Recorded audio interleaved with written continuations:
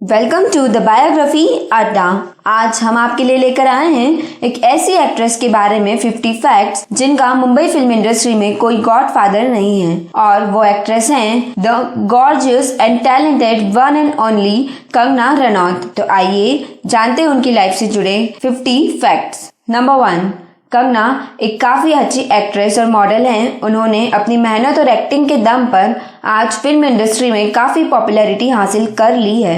Number 2, Kangana के great grandfather Sarju Singh Ranaut विधानसभा के सदस्य थे और उनके ग्रैंडफादर एक IAS थे। उनके फादर का भी अच्छा खासा बिजनेस है और माँ टीचर हैं, लेकिन कंगना कुछ अलग करना चाहती थी।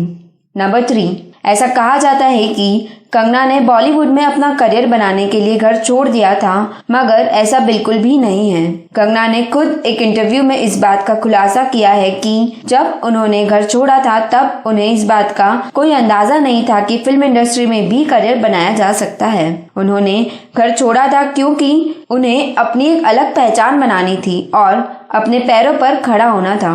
नंबर 4, जब वे 16 साल की उम्र में घर छोड़कर दिल्ली आई तब उन्होंने थिएटर ग्रुप ज्वाइन किया जिसका नाम था अस्मिता ग्रुप। उस वक्त उन्होंने सोचा था कि मैं एक थिएटर आर्टिस्ट बनूंगी, लेकिन उनके गुरु अरविंद गौर ने उन्हें फिल्म इंडस्ट्री ज्वाइन करने के लिए गाइड किया और फिर उन्होंने मुंबई आकर ऑडिशन देना शुरू कर दिया। नंबर 5, मुंबई में कंगना को शुरुआत में काफ़ी मुश्किलों का सामना करना पड़ा। उन्होंने एक इंटरव्यू में बताया, जब अपना करियर बनाने मुंबई आई तो किसी ने उन्हें बहला फुसलाकर अपनी बातों में फंसाकर कहा कि वे उनकी मदद करेंगे, लेकिन कुछ दिन बाद कंगना को इस बात का एहसास हुआ कि ये बंदा ठीक नहीं है, उन्हें तंग करता है, तो वे फौरन पुलिस के पास मदद के लिए गईं। कंगना ने इंटरव्यू में यह भी बताया कि वह शख्स कोई और नहीं बल्कि आदित्य पंचौली थे, जिन पर और भी क्रिमिनल केसेस थे। हालांकि पुलिस ने कंगना की हेल्प की और वे इस मुश्किल से बाहर निकल गईं। नंबर 6, कंगना ने अपना बॉलीवुड डेब्यू फिल्म गैंगस्टर से किया था, लेकिन आदित्य पंचौली के साथ हुए इस मैटर के कारण उनका करियर फिर से जीरो पर आ गया था। नंबर 7, फिल्म गैंगस्टर के लिए ऑडिशन में कंगना का सिलेक्शन नहीं हुआ था। उस वक्त डायरेक्टर ने चित्रांगदा सिंह को इस फिल्म के लिए चुना था। चित्रांगदा के अचानक अनअवेलेबल हो जाने की वजह से लकीली ये रोल कंगना को मिल गया। नंबर 8, उसके बाद कंगना ने 2010 तक लगातार 7 हिंदी फिल्म्स में सीरियस रोल प्ले किए। नंबर 9, उन्होंने अपना पहला comic role film no problem से किया और उसके बाद 2011 में फिल्म तनु वेड्स मनु की। नंबर 10, 2008 में कंगना ने अपना पहला नेशनल अवार्ड फिल्म फैशन में बेस्ट सपोर्टिंग एक्ट्रेस के लिए जीता। नंबर 11, कंगना काफ़ी स्ट्रेट फॉरवर्ड और बोल्ड एक्ट्रेस हैं। जिस तरह से वे इंटरव्यू में इंडस्ट्री के लोगों के लिए ओपनली अपने व्यूज़ देती हैं, उसे देखकर ये कहा जा सकता है कि वे काफ़ी बोल्ड नेचर की हैं। नंबर 12, कंगना फिल्म में अपने कैरेक्टर को लेकर काफ़ी पर्टिकुलर रहती है। कई बार तो वह खुद फिल्म के डायरेक्टर और प्रोड्यूसर को सजेशंस देती रहती हैं और इनकी इस परफेक्शन की हैबिट की वजह से कई डायरेक्टर्स और प्रोड्यूसर नाखुश भी हो जाते हैं, तो कुछ इनकी इस आदत को अप्रिशिएट भी करते हैं।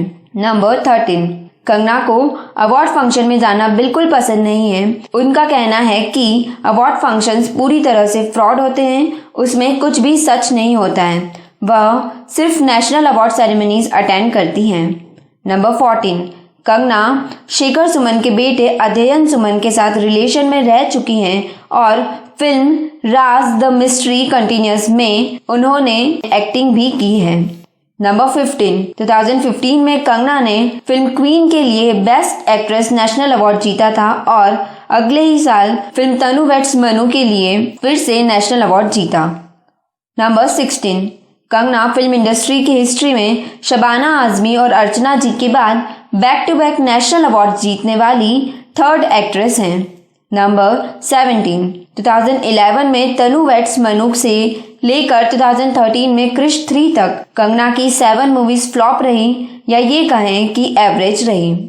नंबर 18, कंगना एक वेजिटेरियन है और 2013 में पेटा द्वारा उन्हें इंडियाज़ हॉटेस्ट वेजिटेरियन की लिस्ट में शामिल किया गया है। नंबर 19, बहुत कम लोग ये जानते हैं कि कंगना 2014 में रिलीज हुई अपनी फिल्म क्वीन में को राइटर थी। जी हाँ दोस्तों, एक्टिंग के साथ साथ उन्होंने इस फिल्म में डायलॉग्स भी लिखे थे। नंबर 20, फिल्म क्वीन की शूटिंग के बाद वे न्यूयॉर्क से स्क्रिप्ट राइटिंग कोर्स करना चाहती थी, लेकिन उन्हें कोर्स के बीच में ही क्वीन के प्रमोशन के लिए इंडिया आना पड़ा। नंबर 21, कंगना को एक फेयरनेस क्रीम कंपनी ने एडवर्टीजमेंट के लिए 2 करोड़ रुपीस ऑफर किए थे, लेकिन उन्होंने इस ऑफर को रिफ्यूज कर दिया और कहा कि मैं एक पब्लिक फिगर हूं और मैं फेयरनेस क्रीम का एडवर्टीजमेंट करके यंगस्टर्स के सामने इस तरह का बायस्ड एग्जाम्पल सेट नहीं कर सकती। वे इस तरह के किसी भी भेदभाव के अगेंस्ट है। नंबर 22, 2016 में कंगना और ऋतिक को लेकर कई तरह की कंट्रोवर्सी सामने आई और ऋतिक ने उन पर साइबर स्टॉकिंग का इल्जाम भी लगाया। नंबर 23, उनकी film Manikarnika the queen of Jhansi में कंगना ने एज अ डायरेक्टर अपने काम की शुरुआत की और इस फिल्म में तलवारबाजी के सीन शूट करते वक्त उन्हें तलवार से नाक पर गहरी चोट भी लगी थी। नंबर 24, कंगना ने अब तक अपने करियर में लगभग 35 मूवीज में से एक तमिल और एक तेलुगु फिल्म में काम किया है। नंबर 25, कंगना भले ही फिल्म इंडस्ट्री में काम करती हैं, मगर उन्हें फिल्में देखने का बिल्कुल भी शौक नहीं है। अब तक उन्होंने मुश्किल से 10 फिल्म्स देखी होगी। उन्हें बुक रीडिंग का ज़्यादा शौक है।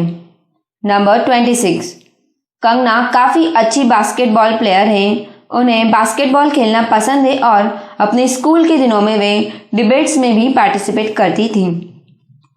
नंबर 27, कंगना ने अब तक 4 फिल्म फेयर अवार्ड्स जीते, जिनमें उनकी फिल्म गैंगस्टर के लिए बेस्ट डेब्यू अवार्ड भी शामिल है। नंबर 28, कंगना की बहन रंगोली एक एसिड हमले की शिकार थी। कंगना ने उनका फुल सपोर्ट किया और उनकी मेंटल और फिजिकल हेल्थ का पूरा ध्यान रखा। रंगोली कंगना की मैनेजर भी है। नंबर 29, उनकी सबसे फेवरेट फिल्म है DDLJ, जो कि उन्होंने 8 साल की उम्र में देखी थी। नंबर 30, फिल्म जीरो में कंगना की इच्छा थी कि कटरीना की जगह पर वे काम करें, लेकिन डायरेक्टर ने इसके बारे में सोचा और SRK और कटरीना एक बेहतर जोड़ी लग रहे थे, इसलिए ये फिल्म उन्हें नहीं मिली। नंबर 31, कंगना ने अपने करियर में कई कंट्रोवर्सीज का सामना किया है और उनके डेयरिंग और बोल्ड अंदाज के चलते बहुत से डायरेक्टर और एक्टर्स उनके साथ काम करने में हिचकिचाते हैं। नंबर 32, कंगना अपनी फिल्म्स को लेकर काफ़ी सिलेक्टिव है। उन्होंने कई बड़ी फिल्म्स जैसे सुल्तान, किंग इज ब्लिंग और संजू के ऑफर्स रिजेक्ट किए क्योंकि वो फिल्म्स उनके टाइप की नहीं थी। नंबर 33, क्वीन की सक्सेस के बाद कंगना एक सक्सेसफुल स्टार बन गई और उन्होंने ठान लिया कि वे कभी भी साइड रोल प्ले नहीं करेंगी और वे हमेशा ऐसी ही फिल्मों को साइन करती हैं जिनमें एक्ट्रेस के भी लीड रोल हो और फिल्म की स्टोरी और कैरेक्टर में क्वालिटी हो। नंबर 34, फिल्म तनु वेड्स मनु 2 में दत्तो के कैरेक्टर को फील करने और उसके कैरेक्टर को रिसर्च करने के लिए कंगना दिल्ली यूनिवर्सिटी के हॉस्टल में पूरे 2 हफ्ते तक रही, जिसके बारे में उनके रूममेट्स के अलावा हॉस्टल में किसी और को पता नहीं था। नंबर 35, कंगना ने हमेशा से अपनी लाइफ और कंट्रोवर्सीज के बारे में खुलकर बात की है, फिर चाहे बात उनके और ऋतिक के रिलेशनशिप की हो या बात कॉफ़ी विद करण में हुई उनकी बहस की हो। उन्होंने हमेशा अपना पॉइंट ऑफ व्यू खुलकर सामने रखा है। नंबर 36, कंगना को अपनी लाइफ में कभी किसी फिल्म को लेकर इतना रिग्रेट नहीं हुआ जितना उन्हें द डर्टी पिक्चर देखने पर हुआ। उन्हें इस फिल्म के लिए ऑफर किया गया था, लेकिन उस समय वह अपनी दूसरी फिल्म्स में बिजी थी और इस फिल्म के लिए हाँ नहीं बोल पाई। नंबर 37, कंगना न केवल दूसरों को खुल के क्रिटिसाइज करती हैं, बल्कि उन्होंने खुद के लिए भी ये बात कही है कि फिल्म वो लम्हे में उन्होंने अपने करियर की सबसे वर्स्ट एक्टिंग की है। नंबर 38, कंगना ने बताया कि उनकी कुछ शुरुआती फिल्म्स हिट होने के बाद भी उन्हें बड़े डायरेक्टर्स और प्रोड्यूसर की फिल्म्स नहीं मिलती थी और अगर मिलती भी थी तो उन्हें स्टार किड्स से रिप्लेस कर दिया जाता था। और इसलिए वह नेपोटिज्म को लेकर हमेशा अपने इंटरव्यूज में बात करती हैं। नंबर 39, नेपोटिज्म को लेकर उनका वॉर ईयर 2013 में ही शुरू हो गया था और उन्होंने करण जौहर के नेपोटिज्म के लिए काफी कुछ सुनाया था।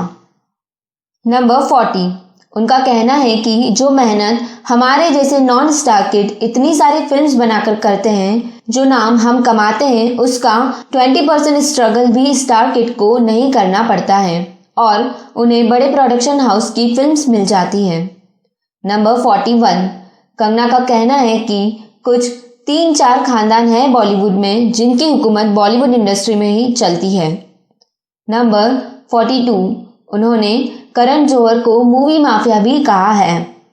नंबर 43, हाल फिलहाल कंगना ने सुशांत सिंह राजपूत की मौत को लेकर भी काफी खुलकर बोला है। उनके हिसाब से सुशांत की मौत एक सुसाइड नहीं बल्कि प्लान्ड मर्डर है। नंबर 44, हाल ही में उनके द्वारा दिए गए एक इंटरव्यू में उन्होंने बॉलीवुड के माफियों पर इल्जाम लगाया है और कहा कि 99% बॉलीवुड इंडस्ट्री ड्रग्स की दुनिया में डूबी हुई है। नंबर 45, मीडिया ने कंगना से कुछ सवाल भी किए, जैसे कि वे सुशांत को जस्टिस दिलाने के लिए लड़ रही हैं या इंडस्ट्री में हो रहे ड्रग सप्लाई के लिए, या फिर वे इन सब की आड़ में एक पॉलिटिकल बैटल लड़ रही हैं। नंबर 46, कंगना पर उठ रहे सवालों के जवाब में उन्होंने कहा कि मैं केवल अपने लिए लड़ रही हूँ, मैं सिर्फ अपने रास्ते में आ रहे ऑब्स्टिकल्स हटा रही हूँ और अगर मैं अपना रास्ता क्लियर कर लूँगी तो मेरे जैसे कई लोगों को मदद मिलेगी। उनका कहना है कि आप जब तक खुद अपने लिए नहीं लड़ोगे, आप दूसरों के लिए कैसे लड़ पाओगे। नंबर 47, कंगना ने बताया कि उन्हें कई थ्रेट कॉल्स भी आ रहे हैं कि तुम मुंबई आओगी तो तुम्हें मार डालेंगे, लेकिन वे किसी से भी ना डरते हुए मुंबई चली आईं। नंबर 48, इन सब बैटल्स के चलते बम्बई म्युनिसिपल कॉरपोरेशन ने उनके मुंबई में स्थित ऑफिस को अवैध कहकर गिरा दिया और इसके अगेंस्ट कंगना ने हाई कोर्ट में जस्टिस के लिए अपील किया है। कोर्ट ने बीएमसी से कंगना के पिटीशन पर जवाब मांगा है। नंबर 49, एक्टर सुशांत सिंह राजपूत की बहन श्वेता सिंह कीर्ति ने बीएमसी के इस एक्ट के बाद कंगना का सपोर्ट किया और उनकी इस एक्शन को क्रिटिसाइज किया। नंबर 50, कंगना ने पिछले साल अपने बैनर मणिकर्णिका के अंडर में अयोध्या के राम मंदिर पर बेस्ड मूवी का अनाउंसमेंट किया था। तो गाइस, ये थी द एक्ट्रेस कंगना रनौत की लाइफ से जुड़ी कुछ खास बातें। आपको ये वीडियो कैसा लगा हमें कमेंट सेक्शन में ज़रूर बताएं और चैनल को सब्सक्राइब करना ना भूलें। Thank you so much for watching this video.